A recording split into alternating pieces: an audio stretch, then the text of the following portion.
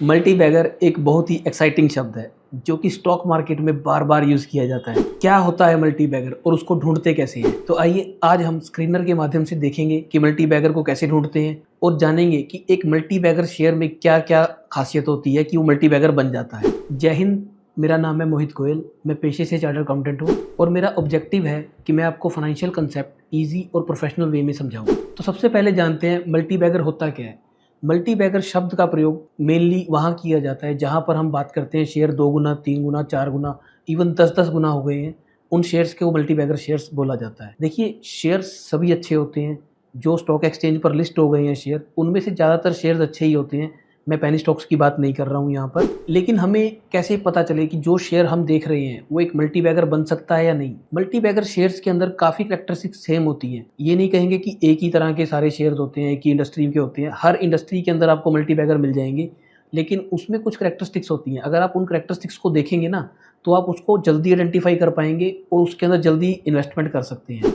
वो कैरेक्टरिस्टिक्स क्या हैं? वो फंडामेंटल वाली कैरेक्टरिस्टिक्स हैं या मैनेजमेंट से रिलेटेड कैरेक्टरिस्टिक्स हैं, वो सब मैं आपको बताऊंगा। और उसको स्क्रीनर पर कैसे इंप्लीमेंट करना है, मैं आपको वो भी सिखाऊंगा। एक कंपनी में हमें सबसे पहले देखना है कि कंपनी का बिजनेस मॉडल क्या है। कंपनी का बिजनेस मॉडल स्केलेबल है या नहीं है। मतलब अगर आज चाहे कंपनी छोटी है, क्या कंपनी कोई ऐसा प्रोडक्ट या सर्विस दे रही है जिसको वो बड़ा कर सके, या उस अपना आप कस्टमर बेस इतना बड़ा कर ले कि उसकी मार्केट कैप को बड़ा होने से कोई रोक ना सके। तो हमें सबसे पहले ये ध्यान में रखना है कि कंपनी का बिजनेस क्या है, बिजनेस मॉडल क्या है और वो किस इंडस्ट्री के अंदर है। क्या उस इंडस्ट्री के अंदर कोई साइड विंड्स तो नहीं है, टेल विंड्स तो नहीं है। ऐसा तो नहीं है कि उस इंडस्ट्री के ऊपर कोई ऐसी रेगुलेशन आ गई है, उस इंडस्ट्री का काम ही नहीं चलेगा। तो हमें थोड़ा ध्यान रखना है इन कंपनीज में। और मल्टी बैगर कंपनी ढूंढने के लिए हमें हमेशा मल्टी बैगर कंपनी आपको चलती हुई इंडस्ट्री के अंदर आएगी। जिस इंडस्ट्री का दौर होगा उसी इंडस्ट्री के अंदर ही आपको मल्टी बैगर आएंगे। जैसे कार्स का दौर था पीछे, उसके बाद इलेक्ट्रिक कार्स, उसके बाद फिर सोलर, सेमीकंडक्टर, डिफेंस, इनका दौर आया। तो हमें देखना है कि उसी इंडस्ट्री के अंदर रहना है जो इंडस्ट्री का दौर है। हमें ट्रेंड को फॉलो करना है। खुद कंपनी सेलेक्ट करके उस अपने पीछे ट्रेंड को नहीं दौड़ाना है, वो कभी नहीं होगा आपके साथ। हम अब बात करते हैं मल्टी बैगर्स के फाइनेंशियल एस्पेक्ट्स के बारे में। हमें कंपनी के फाइनेंशियल्स देख के कैसे पता चले कि शेयर मल्टी बैगर बन सकता है। सबसे पहले हमें देखना है कि जो मल्टी बैगर बन सकती है कंपनी, वो हमेशा ग्रोइंग होगी। कभी भी डूबती हुई कंपनी मल्टी बैगर नहीं बनती, हमेशा बढ़ती हुई कंपनी ही मल्टी बैगर बनेगी।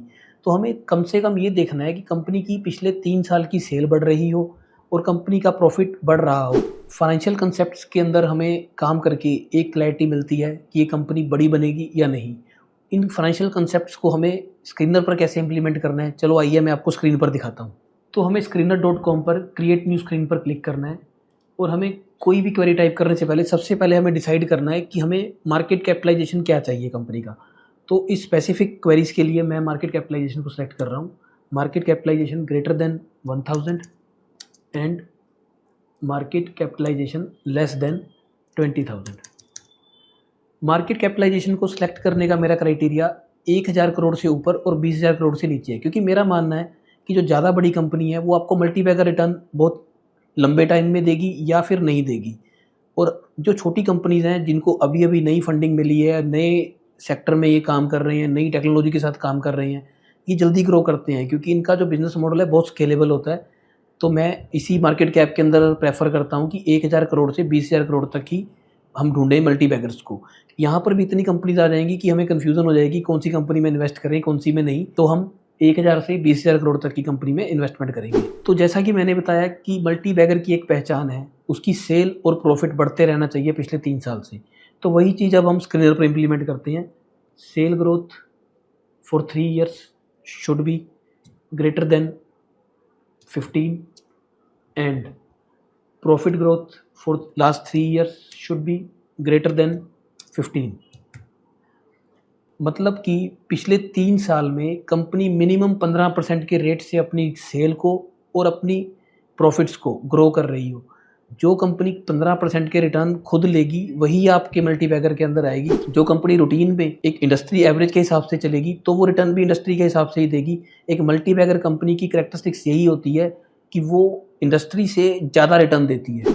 दूसरी कैरेक्टरिस्टिक्स होती है कि कंपनी ज़्यादा लीवरेज पे नहीं होनी चाहिए। लीवरेज का मतलब है कंपनी के पास लोन्स बहुत कम हो, या इतने का लोन हो जितने से कंपनी का काम चलता हो। ऐसा ना हो कि प्रमोटर का पैसा लगा 1 लाख रुपए का और लोन उठा रखे हैं 5 लाख रुपए के, और 5 लाख रुपए के ऊपर हर बार ब्याज देना पड़ रहा है।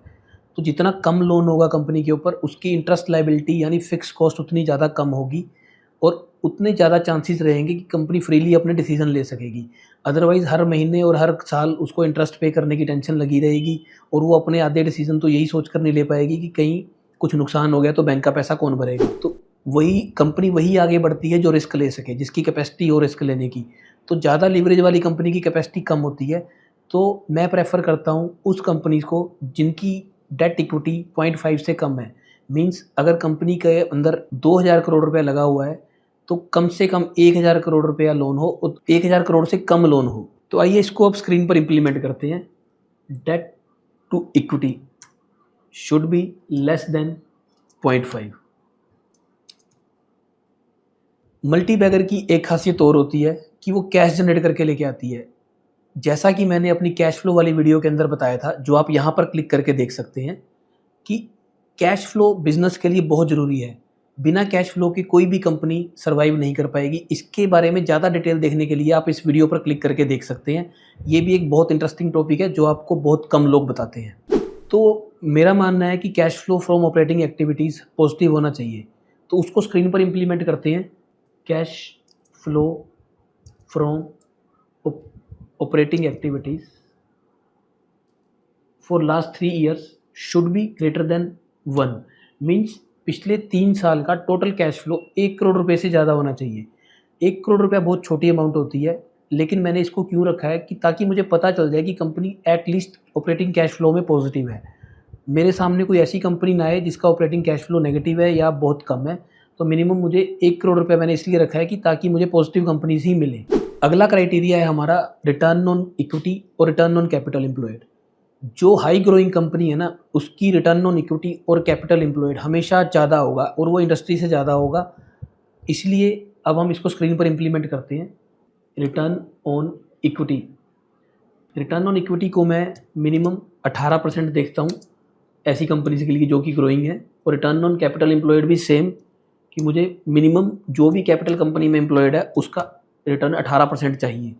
मीन्स 1.5% हर महीना वो कंपनी रिटर्न जनरेट कर रही हो अपने शेयर होल्डर्स के लिए, या जो भी पैसा उसने टोटल लगाया हुआ है उस पैसे के ऊपर। और मल्टी बैगर के अंदर मुझे आखिरी जो क्राइटेरिया मैं फंडामेंटली यहाँ पर इम्प्लीमेंट कर सकता हूँ वो है प्रमोटर होल्डिंग। प्रमोटर होल्डिंग मुझे मिनिमम 51% चाहिए। 51% as per companies act promoter कोई भी डिसीजन ले सकता है अगर 51% उसके पास है।